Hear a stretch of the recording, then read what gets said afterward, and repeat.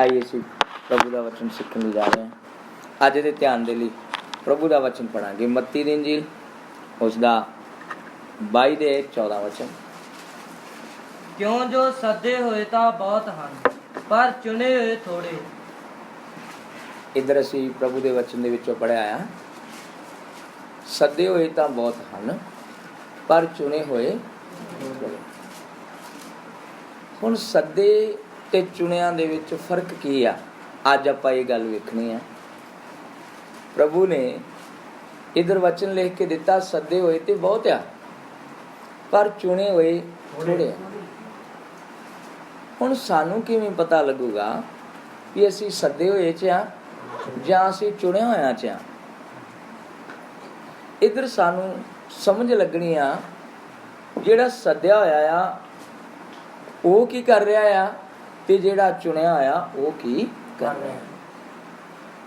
तो आइए असीं प्रभु के वचन दे विचों पढ़ांगे। 22 दे ओहदा 2 वचन पढ़ लांगे। सुरग दा राज एक पातशाह वर्गा है, जिन्हें अपने पुत्र दा विआह कीता ਅਤੇ ਉਸਨੇ ਸੱਦੇ ਹੋਇਆਂ ਨੂੰ ਵਿਆਹ ਵਿੱਚ ਸੱਦਣ ਲਈ ਆਪਣੇ ਚਾਕਰਾਂ ਨੂੰ ਘੱਲਿਆ, ਪਰ ਉਹ ਆਉਣ ਨੂੰ ਰਾਜੀ ਨਾ ਹੋਏ। ਫਿਰ ਉਹਨੇ ਹੋਰਨਾਂ ਚਾਕਰਾਂ ਨੂੰ ਇਹ ਕਹਿ ਕੇ ਘੱਲਿਆ, ਜੋ ਸੱਦੇ ਹੋਇਆਂ ਨੂੰ ਕਹੋ ਭਈ ਵੇਖੋ ਮੈਂ ਆਪਣਾ ਖਾਣਾ ਤਿਆਰ ਕੀਤਾ ਹੈ, ਮੇਰੇ ਬੈਲ ਔਰ ਮੋٹے-ਮੋٹے ਜਾਨਵਰ ਕੋਹੇ ਗਏ ਹਨ ਅਤੇ ਸਭ ਕੁਝ ਤਿਆਰ ਹੈ। ਪੜ੍ਹੀ ਤੁਸੀਂ ਵਿਆਹ ਵਿੱਚ ਚੱਲੋ।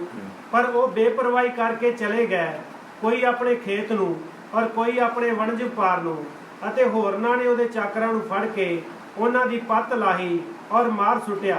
ਤਾਂ ਪਾਤਸ਼ਾਹ ਨੂੰ ਕ੍ਰੋਧ ਆਇਆ ਅਤੇ ਉਸਨੇ ਆਪਣੀਆਂ ਫੌਜਾਂ ਘੱਲ ਕੇ ਉਹਨਾਂ ਖੂਨੀਆਂ ਦਾ ਨਾਸ਼ ਕਰ ਦਿੱਤਾ ਔਰ ਉਹਨਾਂ ਦਾ ਸ਼ਹਿਰ ਫੂਕ ਸੁੱਟਿਆ। ਤਦ ਉਹਨੇ ਆਪਣੇ ਚਾਕਰਾਂ ਨੂੰ ਆਖਿਆ, ਵਿਆਹ ਦਾ ਸਮਾਨ ਤਾਂ ਤਿਆਰ ਹੈ, ਪਰ ਸੱਦੇ ਹੋਏ ਨਲਾਇਕ ਹਨ। ਸੋ ਤੁਸੀਂ ਚੁਰਾਇਆਂ ਵਿੱਚ ਜਾਓ ਅਤੇ ਜਿੰਨੇ ਤੁਹਾਨੂੰ ਮਿਲਣ ਵਿਆਹ ਵਿੱਚ ਸੱਦ ਲਿਆਓ। ਤਾਂ ਉਹ ਚਾਕਰ ਰਸਤਿਆਂ ਉੱਤੇ ਬਾਹਰ ਜਾ ਕੇ ਬੁਰੇ ਭਲੇ ਜਿੰਨੇ ਮਿਲੇ ਸਭਨਾਂ ਨੂੰ ਇਕੱਠੇ ਕਰ ਲਿਆਏ ਅਤੇ ਵਿਆਹ ਵਾਲਾ ਘਰ ਮੇਲੀਆਂ ਨਾਲ ਭਰ ਗਿਆ। ਪਰ ਜਦ ਪਾਤਸ਼ਾਹ ਮੇਲੀਆਂ ਨੂੰ ਵੇਖਣ ਅੰਦਰ ਆਇਆ, ਤਦ ਉੱਥੋਂ ਇੱਕ ਮਨੁੱਖ ਨੂੰ ਡਿੱਠਾ, ਜਿਹੜਾ ਵਿਆਹੁਣਾ ਕੱਪੜਾ ਪਹਿਨਿਆ ਹੋਇਆ ਨਾ ਸੀ, ਅਤੇ ਉਹਨੂੰ ਕਿਹਾ, ਭਾਈ ਤੂੰ ਇੱਥੇ ਵਿਆਹੁਣੇ ਕੱਪੜੇ ਬਾਝੋਂ ਕਿਸ ਤਰ੍ਹਾਂ ਅੰਦਰ ਆਇਆ? ਪਰ ਉਹ ਚੁੱਪ ਹੀ ਰਹਿ ਗਿਆ। ਤਦ ਪਾਤਸ਼ਾਹ ਨੇ ਟਹਿਲੂਆਂ ਨੂੰ ਆਖਿਆ, ਇਹਦੇ ਹੱਥ ਪੈਰ ਬੰਨ੍ਹ ਕੇ ਇਹਨੂੰ ਬਾਹਰ ਦੇ ਅੰਧਕੋਰ ਵਿੱਚ ਸੁੱਟ ਦਿਓ, ਉੱਥੇ ਰੋਣਾ ਤੇ ਕਚੀਚੀਆਂ ਦਾ ਵਟਣਾ ਹੋਵੇਗਾ। बस इधर असी प्रभु के वचन सारिਆਂ ने पढ़ लिया है। हुण इधर असी पढ़िया है कि सदे होए तां बहुत आ, पर चुने होए थोड़े आ। ਇਹਦੇ ਚ ਪਹਿਲਾ ਇੱਕ ਗਰੁੱਪ ਆਇਆ ਜਿਹੜੇ ਲਾਪਰਵਾਹੀ ਕਰਨ ਵਾਲੇ ਆ। ਲਿਖਿਆ ਕਈ ਲਾਪਰਵਾਹੀ ਕਰਕੇ ਚਲੇ ਗਏ। ਇਹ ਜਿਹੜੇ ਲਾਪਰਵਾਹੀ ਕਰਕੇ ਚਲੇ ਗਏ ਉਹਨਾਂ ਦੇ ਵਿੱਚੋਂ ਅਸੀਂ ਹੀ ਹੋ ਸਕਦੇ ਹਾਂ। ਜੇ ਲਾਪਰਵਾਹੀ ਕਰਦੇ ਜੋ ਤੇ ਪ੍ਰਭੂ ਦਾ ਵਚਨ ਅੱਜ ਸਾਨੂੰ ਤੇ ਕਹਿ ਰਿਹਾ ਹੈ। ਉਸ ਸਮੇਂ ਜਦੋਂ ਲਿਖਿਆ ਗਿਆ ਉਹਨਾਂ ਲਈ ਸੀ, ਔਰ ਉਸ ਤੋਂ ਬਾਅਦ ਜਦੋਂ ਅੱਜ ਅਸੀਂ ਪੜ੍ਹ ਰਹੇ ਹਾਂ ਤੇ ਇਹ ਵਚਨ ਸਾਡੇ ਲਈ ਆ। ਇਸ ਲਈ ਕਿਹਾ ਸੱਦੇ ਹੋਏ ਤਾਂ ਪਰ ਚੁਣੇ ਹੋਏ। ਤੇ ਇਹ ਜਿਹੜੇ ਸੱਦੇ ਹੋਏ ਸੀ ਇਹਨਾਂ ਦੇ ਵਿੱਚੋਂ ਬਹੁਤ ਸਾਰੇ ਲੋਕ ਲਾਪਰਵਾਹੀ ਕਰ ਗਏ। ਉਹਨਾਂ ਨੂੰ ਪਰਮੇਸ਼ਰ ਨੇ ਆਪਣਾ ਵਚਨ ਸਿੱਖਣ ਲਈ ਸੱਦਿਆ। ਇੱਕ ਇਹ ਦਸਤਾਂਤ ਦਿੱਤਾ ਗਿਆ ਕਿ ਪਾਤਸ਼ਾਹ ਨੇ ਆਪਣੇ ਪੁੱਤਰ ਦਾ ਵਿਆਹ ਕੀਤਾ, ਔਰ ਵਿਆਹ ਜਿਹਦਾ ਕੀਤਾ ਉਹ ਪ੍ਰਭੂ ਯਿਸੂ ਆ, ਔਰ ਜਿਹੜੇ ਸੱਦੇ ਹੋਏ ਆ ਉਹ ਅਸੀਂ ਆ। ਔਰ ਉਹਦੇ ਵਿੱਚ ਅਸੀਂ ਲਾਪਰਵਾਹੀ ਕਰ ਰਹੇ ਹਾਂ। ਔਰ ਲਾਪਰਵਾਹੀ ਕੀ ਆ? ਜਦ ਸੰਡੇ ਦਾ ਦਿਨ ਹੁੰਦਾ ਆ, ਜਾਂ ਤਾਂ ਅਸੀਂ ਰਾਤ ਦਿਨ ਕੰਮ ਕਰਦੇ ਆ, ਸੰਡੇ ਦੇ ਦਿਨ ਜਦੋਂ ਆਉਣੇ ਆ ਤੇ ਸਾਡਾ ਸਰੀਰ ਜਿਹੜਾ ਉਹ ਆਰਾਮ ਭਾਲਦਾ ਹੈ, ਫਿਰ ਅਸੀਂ ਸੰਡੇ ਦੇ ਦਿਨ ਬੰਦਗੀ ਚਾਣ ਕੇ ਸੌਂ ਕੇ ਚਲੇ ਜਾਂਦੇ ਆ। ਹਰ ਜਗ੍ਹਾ ਇਸ ਤਰ੍ਹਾਂ ਹੁੰਦਾ ਆ, ਬੰਦਗੀ ਹਰ ਜਗ੍ਹਾ ਚੱਲਦੀ ਆ।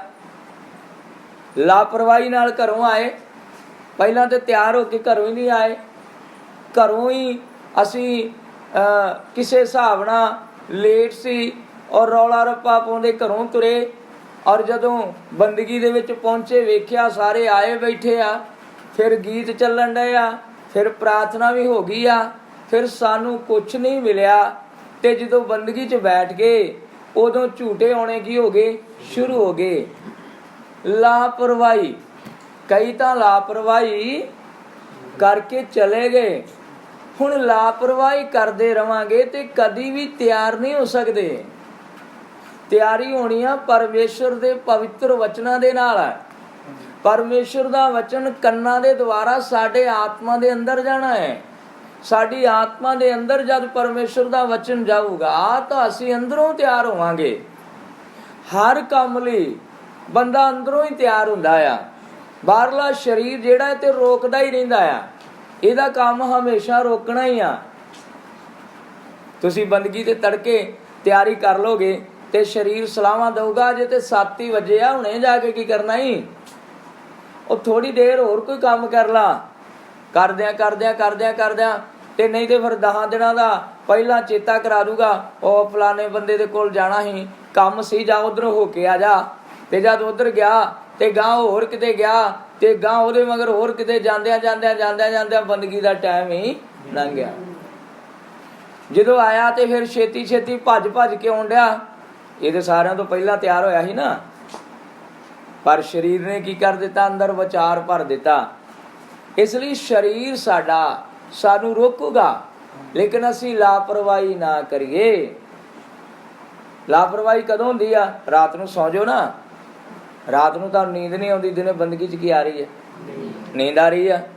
ਭਾਈ ਵੀ ਸੌਣ ਡਿਆ, ਭੈਣਾਂ ਵੀ ਸੌਣ ਡੀਆਂ, ਆਉਣ ਦਾ ਇੱਥੇ ਫਾਇਦਾ ਕੋਈ ਕੀ? ਤੁਸੀਂ ਸਾਨੂੰ ਚਿਹਰਾ ਵਿਖਾਉਣ ਥੋੜੀ ਆਏ ਹੋ ਵੀ ਭੀੜ ਬੜੀ ਇਕੱਠੀ ਹੋਈ ਆ ਤੇ ਉਸ ਭੀੜ ਦੇ ਵਿੱਚ ਅਸੀਂ ਵੀ ਬੈਠੇ ਆ। ਭਾਈ ਤੁਸੀਂ ਕੁਛ ਸੁਣ ਲਈ ਆਏ ਜੋ, ਤੁਸੀਂ ਕੁਛ ਸਿੱਖਣ ਲਈ ਆਏ ਜੋ। ਅਗਰ ਲਾਪਰਵਾਹੀ ਕਰਕੇ ਸੁੱਤੇ ਰਹੇ ਤੇ ਤੁਹਾਡੇ ਪੱਲੇ ਕੱਖ ਨਹੀਂ ਪੈਣਾ। ਫਿਰ ਪਰਮੇਸ਼ਰ ਦੇ ਸਾਹਮਣੇ ਤੁਸੀਂ ਚੁੱਪ ਹੀ ਰਹੋਗੇ। ਲਿਖਿਆ ਪਰਮੇਸ਼ਰ ਜਦੋਂ ਪਾਤਸ਼ਾਹ ਵਿਆਹ ਵਾਲੇ ਘਰ ਵੇਖਣ ਲਈ ਆਇਆ ਤੇ ਉੱਥੇ ਇੱਕ ਵਿਹੋਣੇ ਕੱਪੜਿਆਂ ਦੇ ਬਾਝੋਂ ਵੀ ਇੱਕ ਵਿਅਕਤੀ ਖੜਾ ਸੀ। ਮੈਲੇ ਕੱਪੜੇ ਕਿਹਨੂੰ ਦੱਸਦੇ ਆ? ਸਾਡੇ ਸਾਰੇ ਦੁਨੀਆ ਦੇ ਕੰਮਾਂ ਨੂੰ। ਜਦ ਪਵਿੱਤਰ ਹੋਏ ਨਹੀਂ, ਵਚਨ ਦੇ ਅਨੁਸਾਰ ਤਿਆਰ ਹੋਏ ਨਹੀਂ, ਦੁਨੀਆ ਦੇ ਕੰਮ ਜਿਹੜੇ ਨੇ ਉਹਨਾਂ ਨੇ ਸਾਨੂੰ ਕੀ ਕਰ ਦਿੱਤਾ? ਮੈਲੇ ਕੱਪੜੇ ਦੀ ਤਰ੍ਹਾਂ, ਪਲੀਤ ਕੱਪੜੇ ਦੀ ਤਰ੍ਹਾਂ। ਪ੍ਰਭੂ ਦੇ ਸਾਹਮਣੇ ਤੇ ਤਿਆਰ ਹੋ ਕੇ ਜਾਣਾ ਆ। ਵਿਆਹ 'ਚ ਕੋਈ ਲਿਬੜੇ ਕੱਪੜੇ ਪਾ ਕੇ ਜਾਂਦਾ ਹੈ? ਜਾਂ ਫਿਰ ਟੁੱਟੀਆਂ ਚੱਪਲਾਂ ਪਾ ਕੇ ਕੋਈ ਭੈਣ ਜਾਵੇ? ਹੁੰਦਾ ਇਸ ਤਰ੍ਹਾਂ? ਤੇ ਸਵਰਗ ਦੇ ਵਿੱਚ ਜਾਣਾ ਤੇ ਸਵਰਗ ਦੇ ਵਿੱਚ ਤਿਆਰ ਹੋ ਕੇ ਜਾਣਾ ਹੈ। ਸਵਰਗ ਦੇ ਵਿੱਚ ਲਾਪਰਵਾਹੀ ਕੀਤਿਆਂ ਗੱਡੀ ਨਹੀਂ ਚੱਲਣੀ।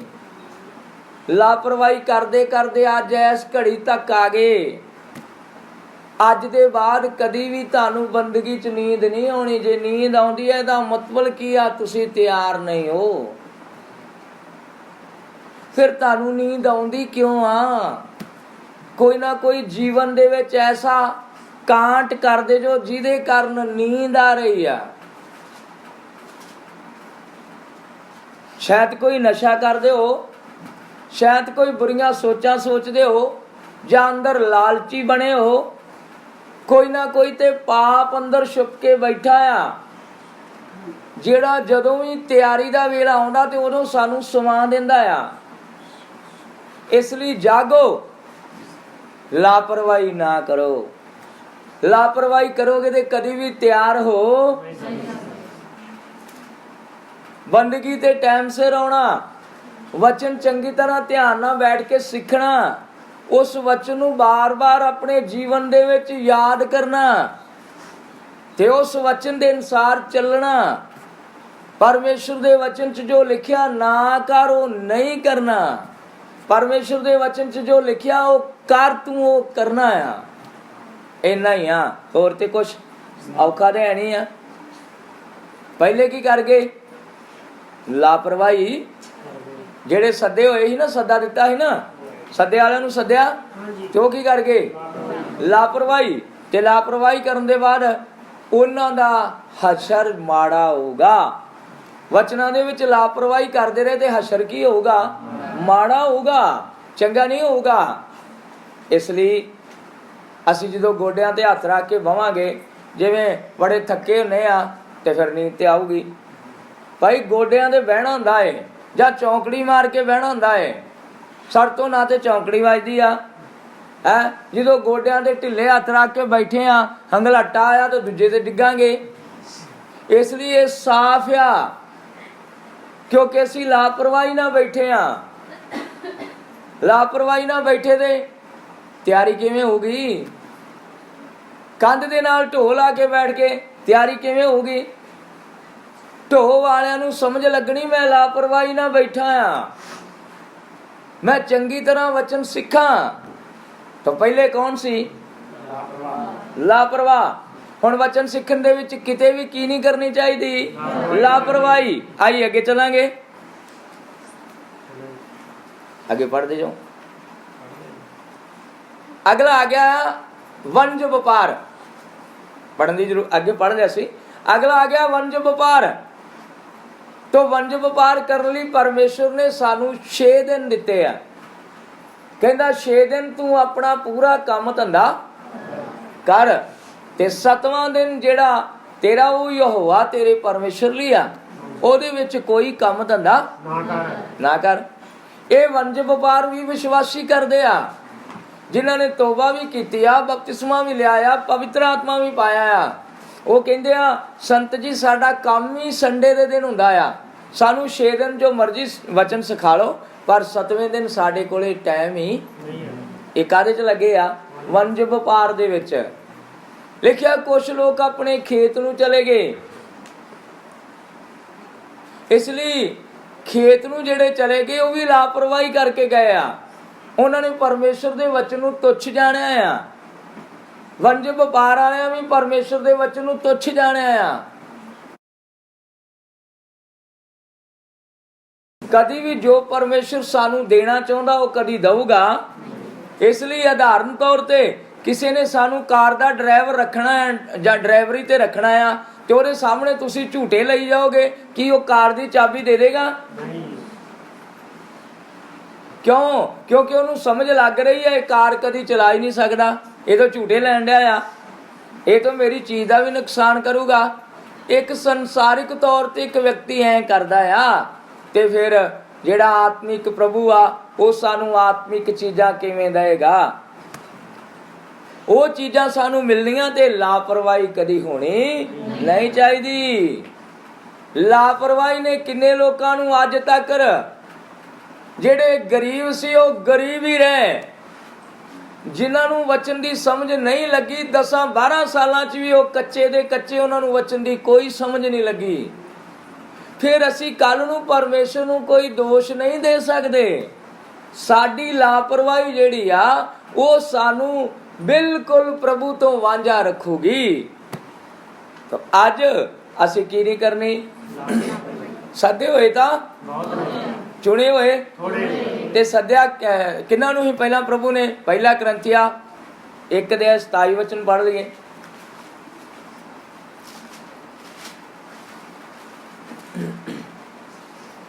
ਸਗੋਂ ਸੰਸਾਰ ਦੇ ਮੂਰਖਾਂ ਨੂੰ ਪਰਮੇਸ਼ਰ ਨੇ ਚੁਣ ਲਿਆ ਭਈ ਬੁੱਧਵਾਨਾਂ ਨੂੰ ਲੱਜਿਆਵਾਨ ਕਰੇ, ਅਤੇ ਸੰਸਾਰ ਦੇ ਨਿਰਬਲਾਂ ਨੂੰ ਪਰਮੇਸ਼ਰ ਨੇ ਚੁਣ ਲਿਆ ਭਈ ਬਲਵੰਤਾਂ ਨੂੰ ਲੱਜਿਆਵਾਨ ਕਰੇ।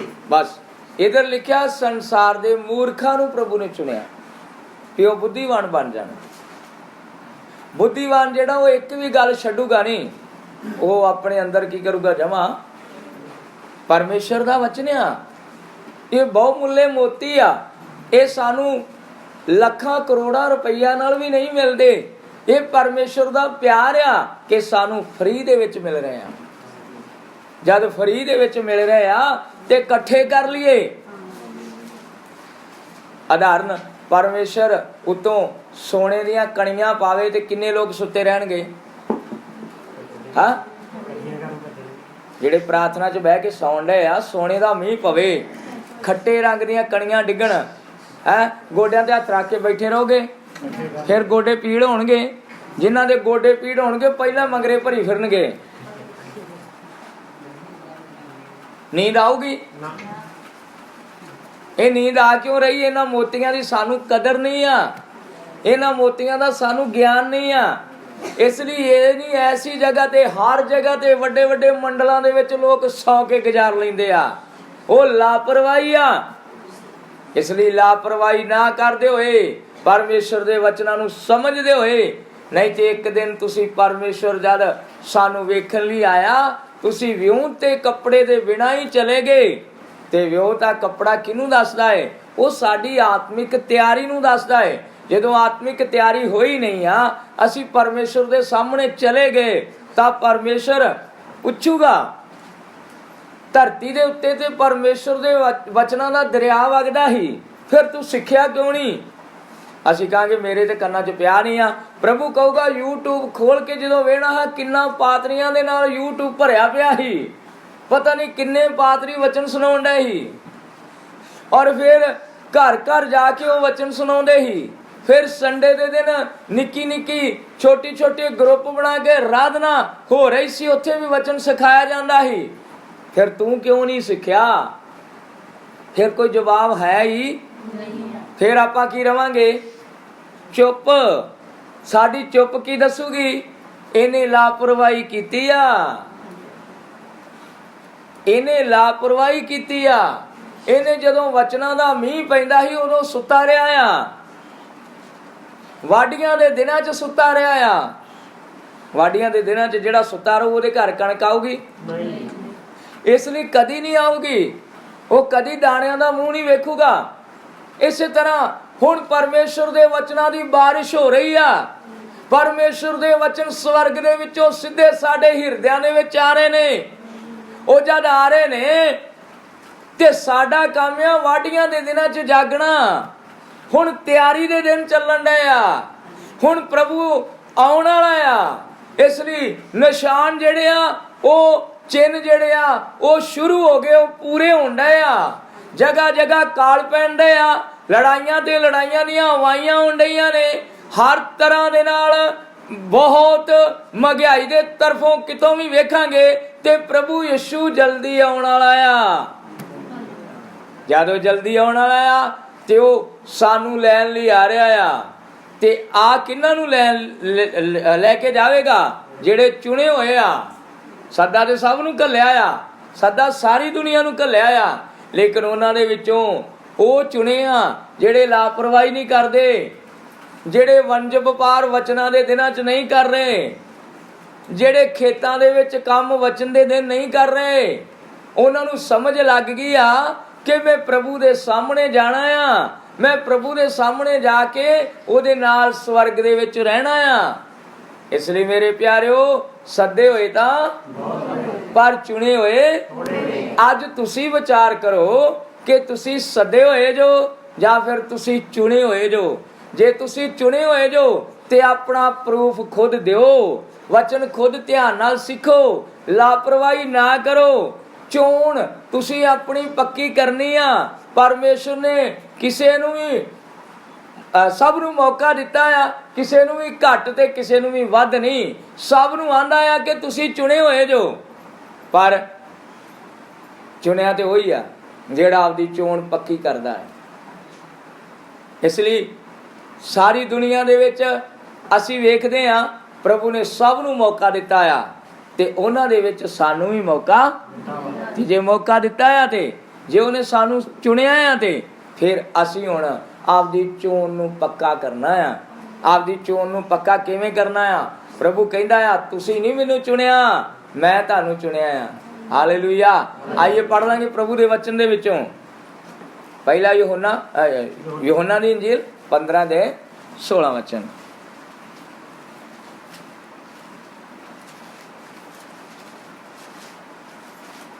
ਤੁਸੀਂ ਮੈਨੂੰ ਨਹੀਂ ਚੁਣਿਆ, ਪਰ ਮੈਂ ਤੁਹਾਨੂੰ ਚੁਣਿਆ ਅਤੇ ਤੁਹਾਨੂੰ ਠਹਿਰਾਇਆ ਸੀ ਜੋ ਤੁਸੀਂ ਜਾ ਕੇ ਫਲਦਾਰ ਹੋਵੋ। ਹਾਲੇਲੂਇਆ।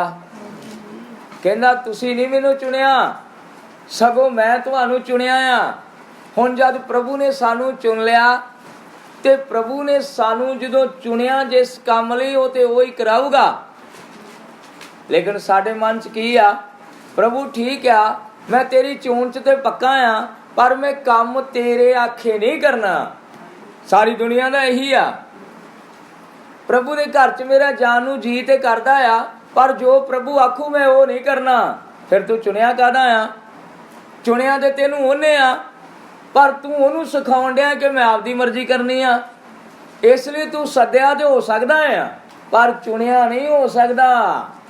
ਜੇ ਤੂੰ ਚੁਣਿਆ ਤੇ ਗੋਡੇ ਟੇਕ ਕੇ ਇਹ ਕਹਿਣਾ ਪ੍ਰਭੂ ਅੱਜ ਤੋਂ ਮੇਰੀ ਮਰਜ਼ੀ ਮੇਰੇ ਜੀਵਨ 'ਚ ਪੂਰੀ ਨਹੀਂ ਹੋਊਗੀ, ਅੱਜ ਤੋਂ ਤੇਰੀ ਮਰਜ਼ੀ ਮੇਰੇ ਜੀਵਨ 'ਚ ਪੂਰੀ ਹੋਊਗੀ।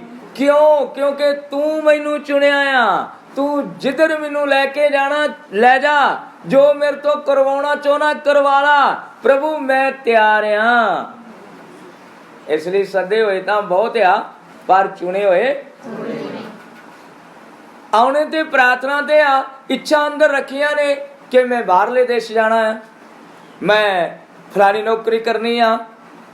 ਉਹ ਭਾਈ ਪ੍ਰਭੂ ਦੀ ਇੱਛਾ ਹੋਗੀ ਤੇ ਕਰ ਲੋ, ਲੇਕਿਨ ਕਮ ਸੋ ਕਮ ਜਿਹਨੇ ਤੁਹਾਨੂੰ ਚੁਣਿਆ ਆ ਉਹਦੀ ਅਗਵਾਈ ਤੇ ਹੋਗੀ। ਆਪਣੀ ਮਰਜ਼ੀ ਨਾਲ ਕੁਝ ਵੀ ਹੋਣਾ ਨਹੀਂ ਤੇ ਕਾਹਦੇ 'ਚ ਰਹਿ ਜਾਾਂਗੇ? ਸੱਦਿਆਂ 'ਚ, ਚੁਣਿਆਂ 'ਚ ਨਹੀਂ ਆਵਾਂਗੇ। ਚੁਣਿਆ ਚਾਹੁਣਾ ਤੇ ਆਪਣੀ ਮਰਜ਼ੀ ਖਤਮ। ਪ੍ਰਭੂ ਜੋ ਤੂੰ ਬਣਾਉਣਾ ਚਾਹੁੰਦਾ ਬਣਾ ਲਾ, ਪ੍ਰਭੂ ਜੋ ਤੂੰ ਕਰਵਾਉਣਾ ਚਾਹੁੰਦਾ ਕਰਵਾ ਲਾ, ਪ੍ਰਭੂ ਜਿੱਧਰ ਲੈ ਕੇ ਜਾਣਾ ਚਾਹੁੰਦਾ ਮੈਨੂੰ ਲੈ ਜਾ, ਪ੍ਰਭੂ ਜੋ ਤੇਰੀ ਇੱਛਾ ਆ ਮੇਰੇ ਜੀਵਨ ਦੇ ਵਿੱਚ ਉਹਨੂੰ ਪੂਰੀ ਕਰ ਲਾ। ਤੂੰ ਆਪਣੀ ਇੱਛਾ ਨੂੰ ਪ੍ਰਗਟ ਕਰ ਦੇ। ਮੇਰੀ ਇੱਛਾ ਮੇਰੀ ਮਰਜ਼ੀ ਕੋਈ ਨਹੀਂ ਆ। ਮੈਂ ਨਹੀਂ ਤੈਨੂੰ ਚੁਣਿਆ, ਤੂੰ ਮੈਨੂੰ ਚੁਣਿਆ ਆ। ਇਸ ਲਈ ਪ੍ਰਭੂ ਦਾ ਵਚਨ ਕਹਿੰਦਾ ਚੁਣੇ ਹੋਏ ਥੋੜੇ ਆ, ਸੱਦੇ ਹੋਏ ਤੇ ਅਸੀਂ ਸੱਦੇ ਆ ਜਾਂ ਚੁਣੇ ਆ। ਇਸੇ ਹੀ ਪ੍ਰਾਰਥਨਾ ਭਵਨ ਦੇ ਵਿੱਚ ਬੈਠ ਕੇ ਅਸੀਂ ਸੋਚ ਸਕਦੇ ਆ, ਫੈਸਲਾ ਕਰ ਸਕਦੇ ਆ ਸੱਦਿਆਂ ਦਾ ਤੇ ਚੁਣਿਆਂ ਦਾ ਫਰਕ ਕੀ ਆ। ਉਹ ਅਸੀਂ ਵਚਨਾਂ ਦੇ ਵਿੱਚੋਂ ਸਿੱਖਿਆ। ਜੇ ਲਾਪਰਵਾਹੀ ਕਰਦੇ ਜੋ ਤੇ ਫਿਰ ਸੱਦੇ ਹੋਏ ਜੋ। ਜੇ ਵਚਨਾਂ ਦੇ ਦਿਨਾਂ ਦੇ ਵਿੱਚ ਵੀ ਤੁਸੀਂ ਵਣਜ ਵਪਾਰ ਕਰਨ ਗਏ ਜੋ ਤੇ ਫਿਰ ਤੁਸੀਂ ਸੱਦੇ ਹੋਏ ਜੋ, ਚੁਣੇ ਹੋਏ ਨਹੀਂ ਜੋ।